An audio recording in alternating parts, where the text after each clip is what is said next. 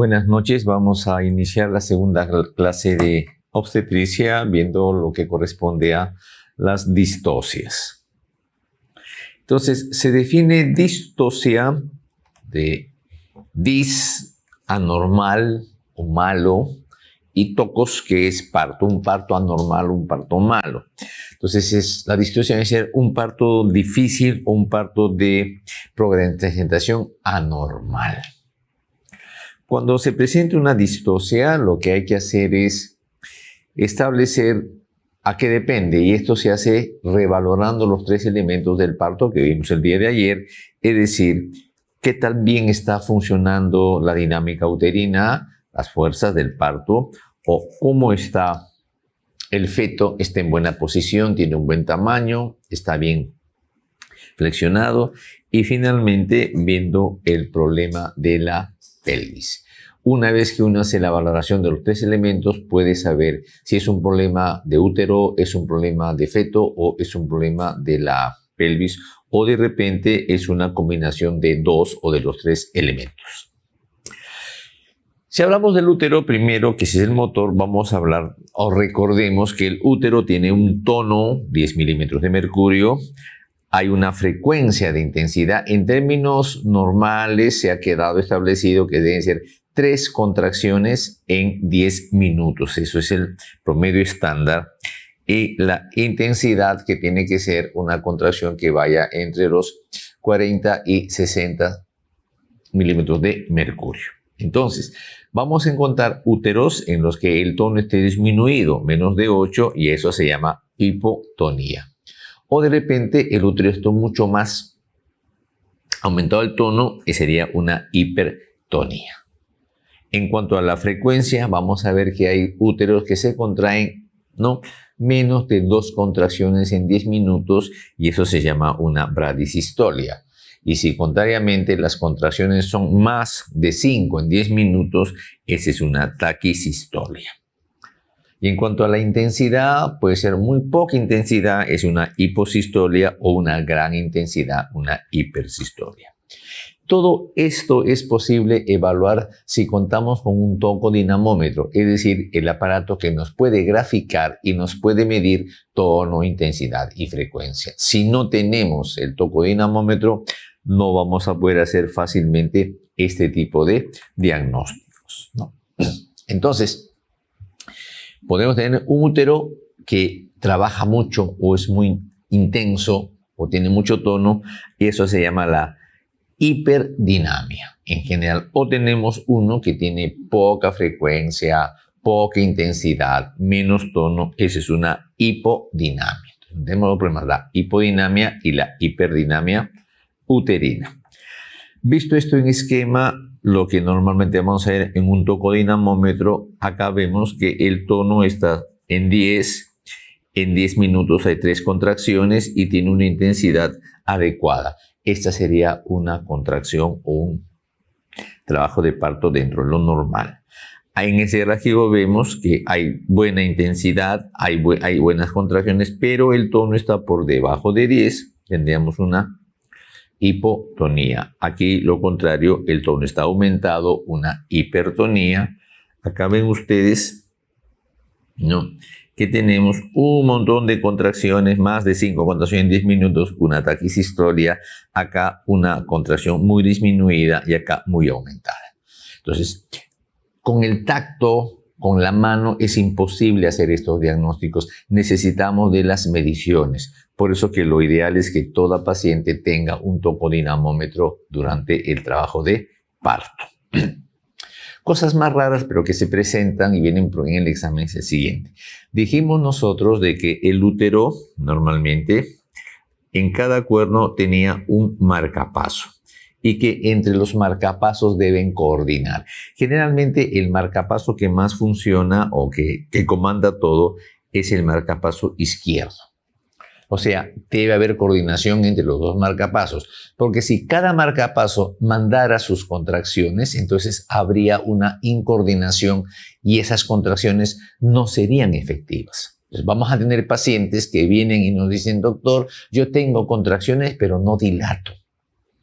Y eso es debido a que existe la famosa incoordinación uterina. O sea, cada marcapaso está mandando su propio ritmo, no coordinan, hay contracciones, pero estas son inefectivas. Esa sería la incoordinación uterina.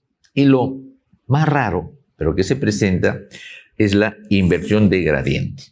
Dijimos nosotros que normalmente la contracción comenzaba en el fondo uterino y del fondo uterino avanzaba hacia el segmento, o sea, descendía. Lo que hacía que en el fondo era más precoz, era más intensa y más duradera, y luego la contracción iba bajando. No sabemos por qué.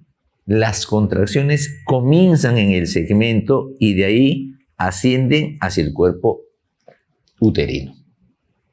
Y ese tipo de contracción va a hacer que abajo, en la zona del segmento, la contracción sea mucho más intensa, dure más, y esto trae como consecuencia que el feto empiece a sufrir y no tenemos avance en el trabajo de parto.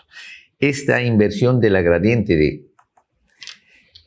de contracción va a generar básicamente, ¿no?, el famoso anillo de contracción. Es decir, si la contracción comienza en el segmento, en esa zona va a haber mucha mayor intensidad de contracción y se forma un anillo muscular. Si uno detecta el anillo muscular cuando recién comienza, es posible que hagamos tratamiento y el anillo tiende a disminuir y desaparecer. A eso se llama el anillo de contracción. Pero si se formó el anillo de contracción, no nos dimos cuenta, pasa un tiempo, la unión de la miosina con lactino va a ser tan intensa que es imposible separarlos. Y en ese caso pasa a llamarse anillo de constricción.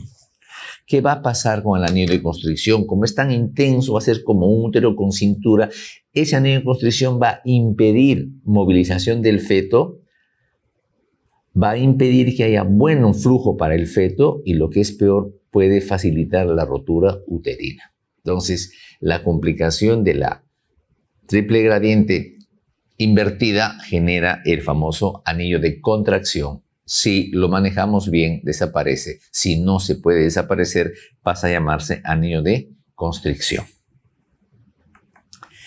En cuanto al cuello uterino, también vamos a tener distocias del cuello uterino, que pueden ser distocias activas o distocias pasivas. Cuando una distocia es activa, cuando básicamente es el propio mecanismo del cuello uterino que genera la distocia. Y la distocia del cuello uterino va a ser muy parecida al anillo de constricción, pero se llama anillo de Vandal.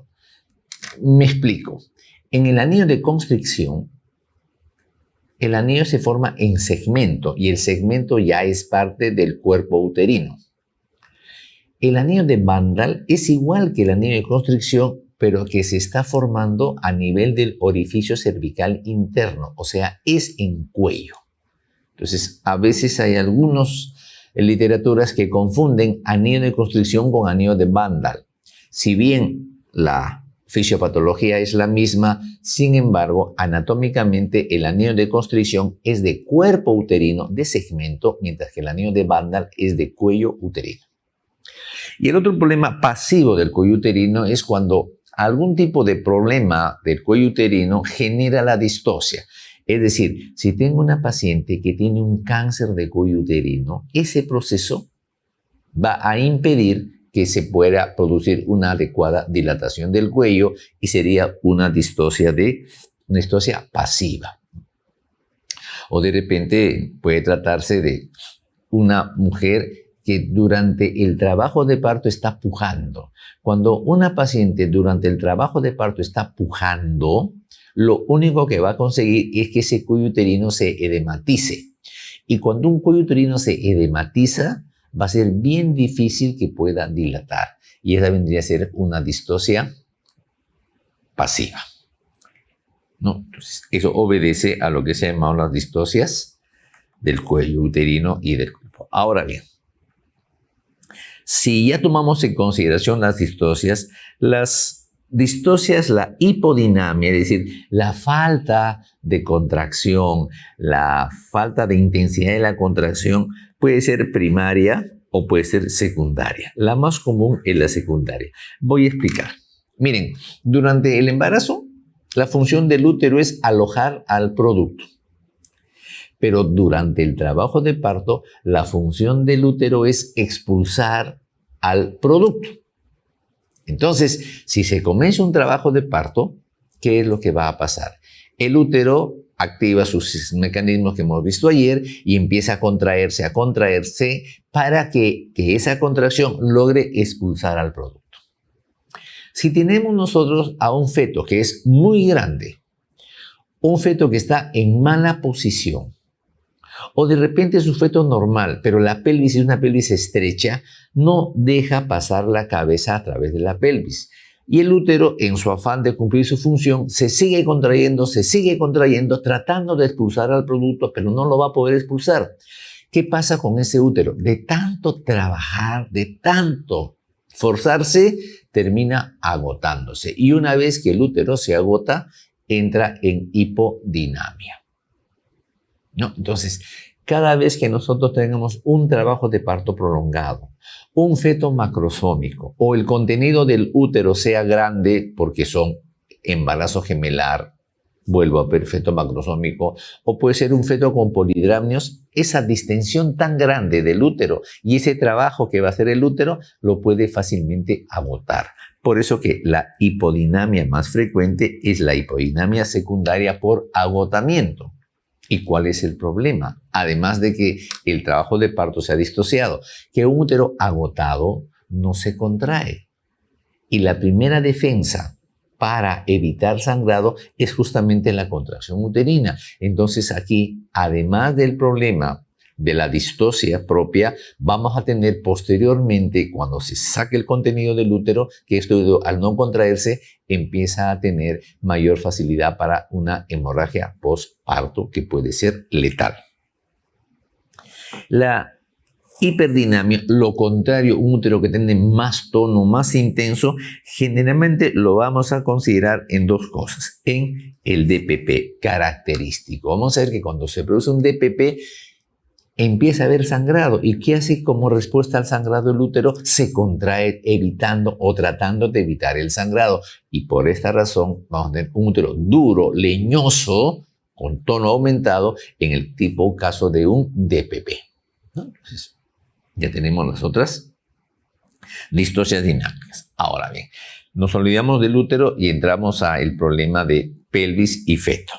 La famosa desproporción fetopélvica. Miren ustedes, hay que diferenciar dos cosas.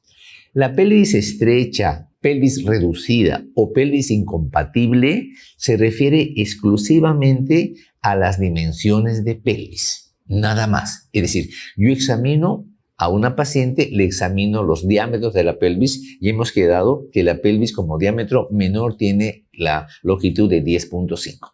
Correctos. Si yo examino a una paciente y encuentro una pelvis cuyo diámetro es menos de 10.5, esa viene a ser una paciente que tiene pelvis estrecha o pelvis incompatible. Para hacer este diagnóstico no necesito que la paciente esté en trabajo de parto. Es decir, durante el control prenatal, yo evalúo a la paciente y digo, señora, usted tiene una buena pelvis, o señora, su pelvis es una pelvis estrecha, no puede dar parto por vía vaginal. Entonces, estrechez pélvica igual a dimensiones del estrecho. La desproporción cefalopélvica o desproporción fetopélvica es la relación que hay entre la pelvis y la dimensión del feto. Y la desproporción fetopélvica o cefalopélvica solo se puede hacer durante trabajo de parto. ¿Por qué? Porque en el momento del parto es que vamos a poner en evidencia si esa pelvis permite adecuadamente el pasaje de ese feto. Si definitivamente yo tengo una paciente que está en trabajo de parto y hemos visto que de pronto empieza a disminuir la dilatación o el tiempo de dilatación se prolonga, evalúo y de pronto encuentro que es una pelvis buena, normal, de buenas dimensiones, pero es un feto que pesa 4 kilos 600. Entonces, con ese feto tan grande, pese a que la pelvis es buena, ese feto no va a pasar a través de la pelvis. En ese momento hago el diagnóstico de desproporción cefalopélvica o fetopélvica. O de repente es un feto de tamaño o de peso normal, pesa 3 kilos. Pero por ecografía han visto que ese feto tiene un problema de hidrocefalia y por lo tanto el diámetro biparietal, ¿no?, está midiendo 12 o 13, que no es normal. Entonces, pese a que es un feto de tamaño normal, las dimensiones de su cabeza no permiten el pasaje por una pelvis normal. Entonces, cuando uno ve relación entre feto y pelvis, puede hacer el diagnóstico de desproporción cefalopélvica que solo se hace durante el trabajo de parto. Si no está en trabajo de parto, no se puede hacer el diagnóstico de desproporción cefalopélvica. Listo. Ahora, en cuanto a la pelvis, hemos hablado del estrecho superior, estrecho medio y estrecho inferior. El estrecho superior, que era el estrecho de entrada, ¿se acuerdan? Que tenía que tener un diámetro, el conjugado diagonal que medía medir 12 o el conjugado obstétrico que medía medir 10.5, permite la entrada adecuada de la cabeza. Cuando tenemos una paciente que tiene distrexia pélvica, vamos a encontrar algunas cosas nosotros, como vamos a ver acá. Entonces, primero, que la cabeza no encaja, no entra a la cabeza. Se supone que en trabajo de parto la cabeza desciende y entra y encaja. No está entrando en la cabeza. Y esta cabeza no encajada, ¿qué va a generar? Primero, que aumenten las presentaciones anormales. O sea, si el feto no puede entrar en flexión, no, trata de flexionar para poder entrar como sea la pelvis y tengo la presentación anormal. En segundo lugar, vamos a ver que al no encajar adecuadamente la cabeza, va a haber mayor presión en las bolsas y estas se pueden romper. Y el otro elemento que hemos hablado. La cabeza actúa como un pistón sobre el cuello uterino para que esa cabeza que está bajando ayude a que se produzca la dilatación. Si la cabeza no baja, ese pistón no actúa y por lo tanto o la dilatación no se presenta o esta es muy lenta en el tiempo. Miren, acá se les pongo el ejemplo en el dibujo. Esta es una pelvis adecuada y la cabeza ha entrado, está dentro de pelvis, no hay ningún problema.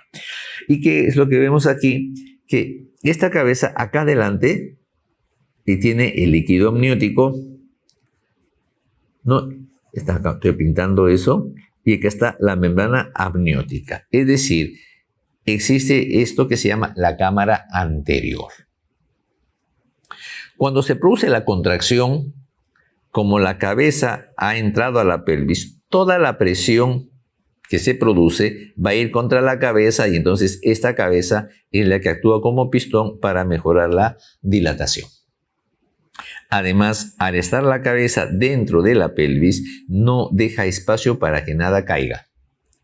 Me paso a este lado y acá tengo yo una paciente que tiene una pelvis estrecha y la cabeza no ha entrado, no ha encajado.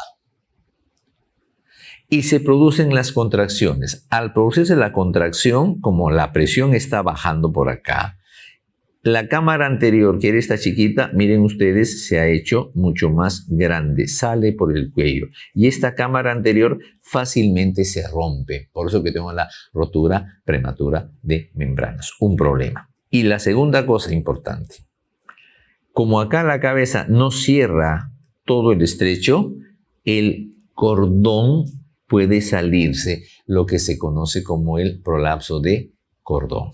Entonces, no baja la cabeza, se rompen membranas, puede haber prolapso de cordón, ¿no? Vemos, a ver, normalmente cuando el feto entra con la cabeza flexionada en posición de vértex, el diámetro que va a presentar es el diámetro biparietal. El diámetro biparietal mide 9.5.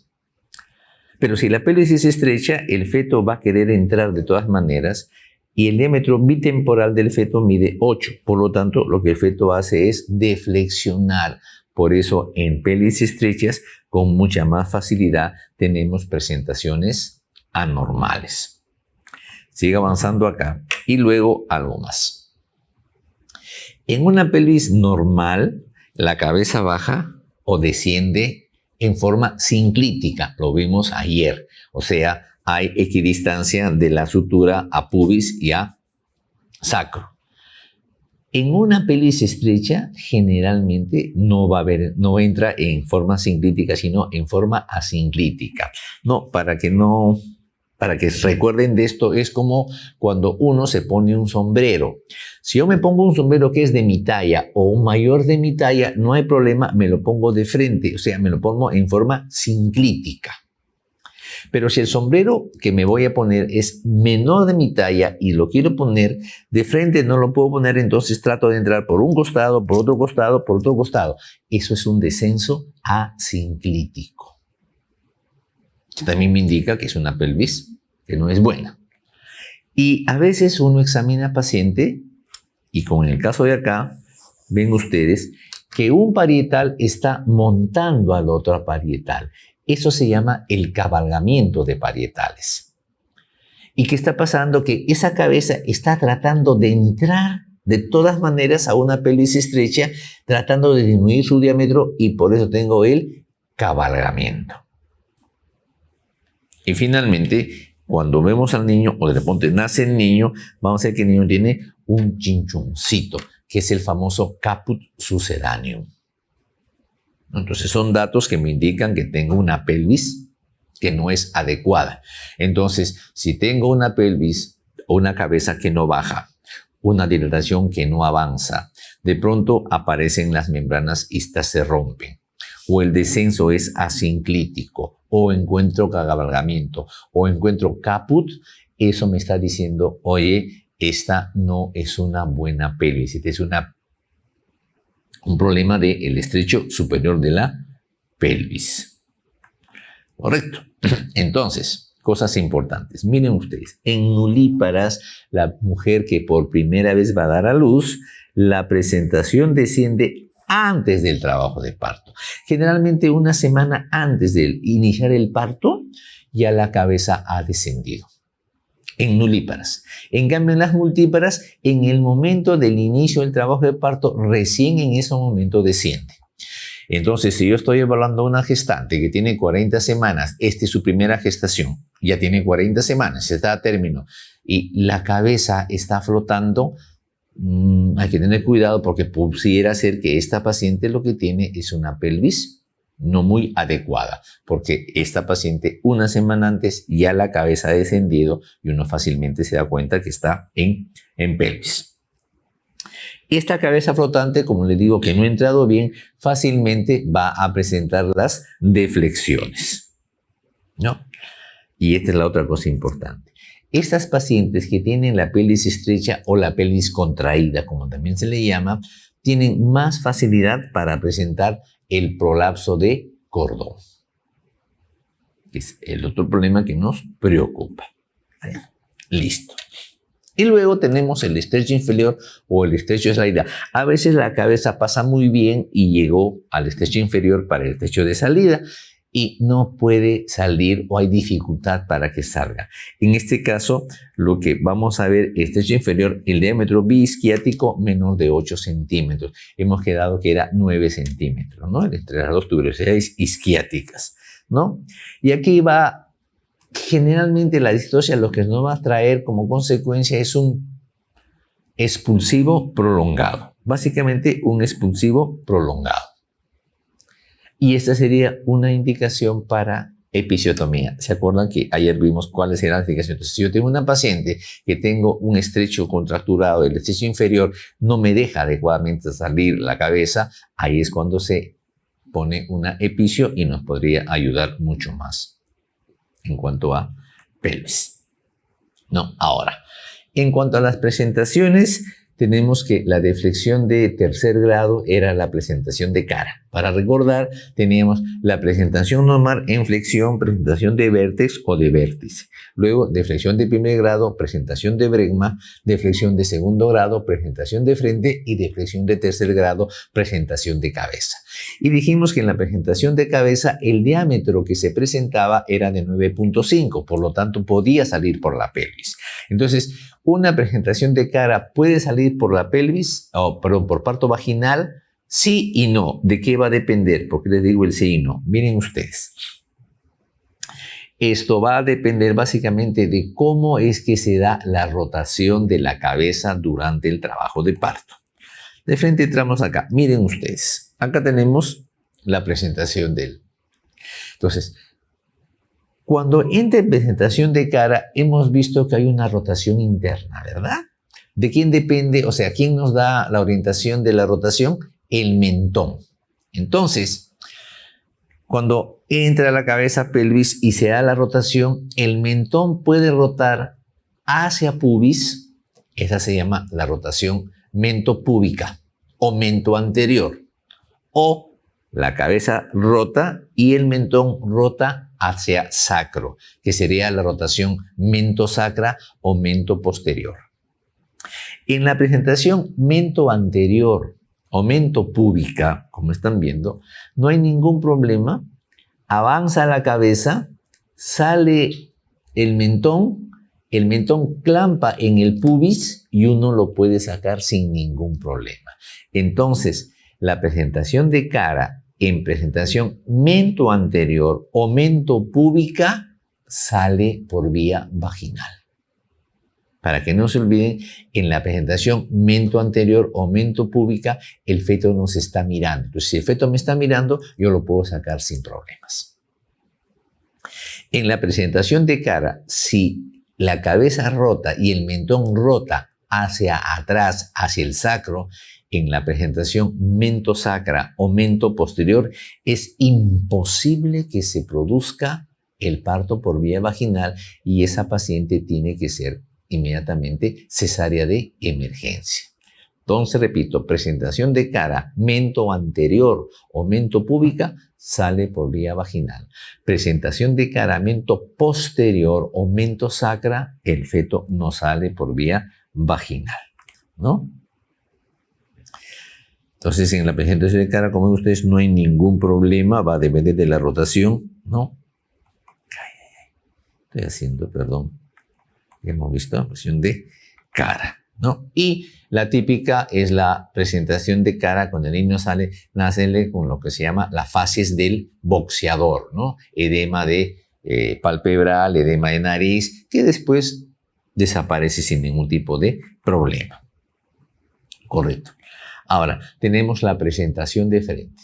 Y hemos dicho que la presentación de frente o de flexión de segundo grado presenta el diámetro segmento occipital más grande que mide 13.5 y no va a salir. Entonces, en la presentación de frente, como le digo, de frente a sala. Presentación de frente es de frente, pasa a sala de operaciones. Punto. ¿No? Acá está la presentación de frente, le explicaba a ustedes, ¿no? Ahora bien, en la presentación transversa o presentación de hombros, lamentablemente ahí no podemos hacer nada. La presentación transversa implica necesariamente la cesárea. ¿No? Es rara en multíparas, pasamos de frente y entramos ahora en la presentación compuesta. Entonces, ocurre que a veces, como ven ahí, el feto baja la cabeza, pero tiene la mano delante de la cabeza. Entonces, cuando uno examina, encuentra la cabeza y encuentra algo y que si lo examina bien, se da cuenta que es una manito con los deditos. La presentación compuesta generalmente asusta, pero no hay ningún problema en atenderlo, porque lo uno que hace es, cuando la cabeza va bajando o lleva la mano, uno empuja la mano hacia adelante o empuja la mano hacia atrás, de tal manera que la cabeza sale sin ningún tipo de problemas. Entonces, presentación compuesta es rara, se presenta, pero no genera ningún tipo de problema, se puede manejar fácilmente. Miren ustedes, 1 en 700 a 1000 partos, no hay ningún tipo de problemas. Esto que sí vemos es un problema que es la distocia de hombros. Bien. La distocia de hombros, el diagnóstico se hace en el momento en el que se produce la distocia de hombros. Es decir, ¿cómo hablamos o cómo diagnosticamos distocia de hombros? Normalmente, una vez que sale la cabeza, en los siguientes segundos salen los hombros. Actualmente, se ha establecido que Si 60 minutos después, pero 60 segundos después de haber salido la cabeza, no salen los hombros, en ese momento estamos haciendo el diagnóstico de distocia de hombros. Diagnóstico en el momento. Antes no podemos hacer el diagnóstico, ¿no? Eso es lo que está pasando con la distocia de hombros. Entonces, ¿cuál es el problema de la distocia de hombros? Significa que la cabeza ha salido, pero el hombro se ha quedado detrás de pubis. Y por más que yo jale al feto, no va a poder salir. Entonces, ¿qué va a pasar? Como la función del útero es botar, expulsar al feto, ¿qué va a hacer ese útero? Va a empezar a contraerse, a contraerse, a contraerse, tratando de expulsar y no lo va a poder expulsar. Y producto de tanta contracción, ¿qué hace el útero? Se agota. Y si el útero se agota, me hace hipotonía uterina y por lo tanto sangrado postparto. Ese es uno de los grandes problemas. El segundo problema es que como estamos haciendo una serie de acciones para sacar al feto, también se puede rasgar el canal del parto, con lo cual aumentamos el sangrado. Y en otros casos, no es posible sacar al feto por vía vaginal y tenemos que volverlo a colocar en útero para hacerle una cesárea, con lo que aumentamos el riesgo de infecciones. Entonces, hay riesgo para la mamá. ¿Qué pasa con el feto? El problema es que si el feto ha salido a la cabeza, el hombre está detrás del pubis y yo trato de jalar y jalar y jalar al feto, que tampoco lo voy a poder sacar, al jalar el cuello, lo que estoy haciendo es elongando el plexo cervical. Y eso me puede llevar a daño temporal o permanente del plexo braquial y el niño nace con la mano en garra o mano del predicador, la famosa parálisis de Ehlers-Danlos, ¿no? O puede ser con una parálisis total de la extremidad superior, ¿no? O en mi afán de sacarlo al feto, le rompo o se rompe la clavícula, lo que sería una fractura inadvertida de clavícula. Entonces, es un problema la distocia de hombros. Entonces, ¿quiénes tienen distocia de hombros? Los fetos macrosómicos, fetos que pesan más de 4 kilos. Entonces decimos, ya, se le hace ecografía a los fetos y si la ecografía dice que pesa más de 4 kilos, lo operamos. Aparentemente es una buena solución. Sin embargo, quiero que recuerden algo. La ecografía no es una balanza, el ecógrafo no es una balanza. Por lo tanto, el peso que se calcula por ecografía tiene fallas, desde un 12 hasta un 40%. O sea, no porque el ecografista me dice que el feto pesa 4 kilos 300, ese feto va a pesar 4 kilos 300. Entonces, no es muy confiable. Pero uno puede de pronto llegar una paciente, tiene ecografía, sí, doctor, tiene 4 kilos 300. Prográmala como feto macrosómico, se entra a operar y sale un feto de 3,800. Una falla. O contrariamente dicen, ¿cuánto tiene el peso fetal? No, doctor, dice que pesa 3,620. Ah, perfecto, dale chance vaginal. Y de pronto a las 3 horas están llamando porque hay una distocia de hombro con esa paciente y después de sacar al feto lo pesamos 4,400. Es decir, la ecografía no tiene una exactitud 100% para el peso. Por eso que no es que a todo feto macrosómico por ecografía inmediatamente lo vamos a operar. ¿Correcto? Entonces, ¿qué vamos a hacer con una paciente en la que pensamos que hay un parto distóxico y se viene una distocia de hombros? ¿No? Entonces, sale la cabeza, pasan 60 segundos, no salen los hombros. En ese momento hacemos el diagnóstico de distocia de hombros. ¿Qué voy a hacer? La primera maniobra, la más frecuente, la que más ayuda, es la maniobra de McRoberts. Y en la maniobra de McRoberts, ¿qué es lo que hacemos? Hiperflexionamos los miembros inferiores de la paciente. Entonces, al flexionar los muslos lo más que podemos, eso hace que se produzca una mayor apertura del periné. Y ahí lo podemos sacar. Pero para tener mejor posibilidad de sacarlo, en el momento en que la paciente puja y uno jala la cabeza, un ayudante va a hacer la presión suprapúbica tratando de bajar el hombro y de esa forma poder sacarlo. Con la maniobra de McRoberts, en el 70% de casos podemos atender el parto. Pero no me ayuda McRoberts. ¿Qué otra maniobra tengo? La maniobra de Woods o del sacacorcho. ¿En qué consiste? Si ustedes ven aquí está el dibujo, acá está el pubis y en líneas puntadas, detrás del pubis está el hombro. Por lo tanto, por más que yo jale la cabeza, como el hombro está detrás del pubis, ese feto no va a salir. Entonces, esto sería el hombro anterior y acá tendría el hombro posterior. ¿Se acuerdan? Todo lo que es pubis es anterior, todo lo que es sacro es posterior. Entonces, en la manera de Woods o del sacacorcho, ¿qué es lo que hace uno? Pone la mano en el hombro posterior y empieza a rotar al feto para que se venga en este sentido y el hombro posterior se convierta en un hombro transversal. Mientras este hombro se hace transversal a este lado, este hombro se viene para aquí y también se hecho transversal y una vez que está transversal yo puedo sacar sin ningún problema al feto.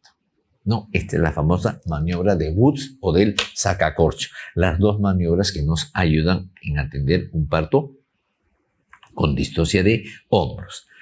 Y luego hay otra técnica del hombro anterior impactado que no vamos a discutir. Entonces nos quedamos maniobra de McRoberts y maniobra de Woods. Algo más.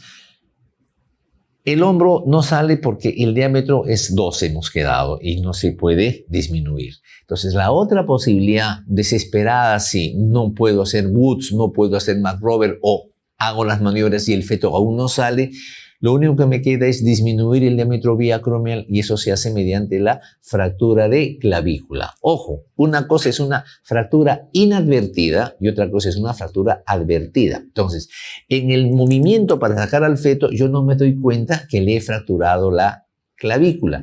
Eso se llama fractura inadvertida.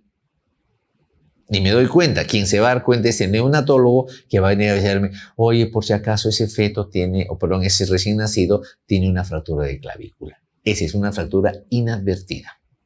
Pero si yo estoy dentro del parto, no puedo sacar al feto. Lo único que me queda es romperle la clavícula. Entonces, yo estoy haciendo la fractura advertida. Le comunico a la mamá, señora, para sacar a su niño, voy a fracturarle la clavícula. Entonces, uno fractura la clavícula. Por si acaso, que puede venir en el examen, la fractura de clavícula nunca se hace de cabeza a pies o de arriba a abajo, porque si yo hago esto, al romper la clavícula, las partes de clavícula me pueden dañar segmento superior del pulmón.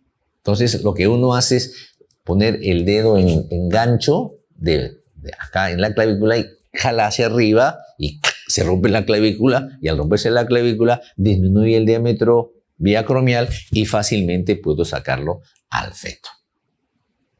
Y finalmente la última maniobra, acuérdense de la última maniobra, la letra Z, la maniobra de Sabanelli. Si no puedo hacer la fractura, no sé hacer ni no puede salir el feto, me queda coger al feto, volver a reponerlo dentro del útero para sacarlo por cesárea. Esa se llama la maniobra de Sabanelli. Entonces, distocia de hombros, 60 segundos después de la cabeza no salen los hombros. ¿Qué hago? Maniobra de McRoberts, la maniobra de Woods, fractura de clavícula advertida o si no, Sabanelli, que es reponer para sacarlo por vía cesárea. ¿Sí?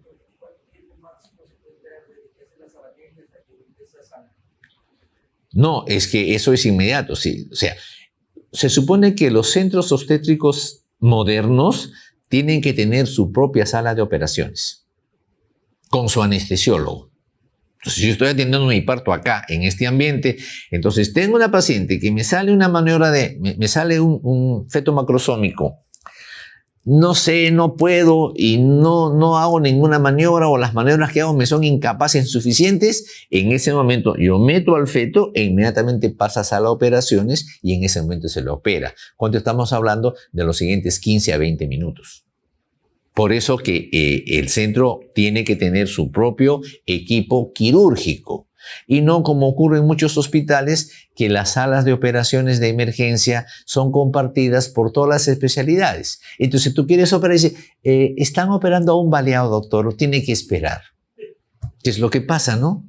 O lo que es más triste, no, doctor, ha entrado en neurocirugía porque tienen un aneurisma y se van a tirar 6 horas en sala de operaciones y tú no tienes sala de operaciones. Entonces, lo ideal es tener tu sala de operaciones con tu anestesiólogo para que inmediatamente la paciente pase y no haya ningún tipo de inconveniente. Correcto. Ahora, la última parte de distosia es el parto podálico.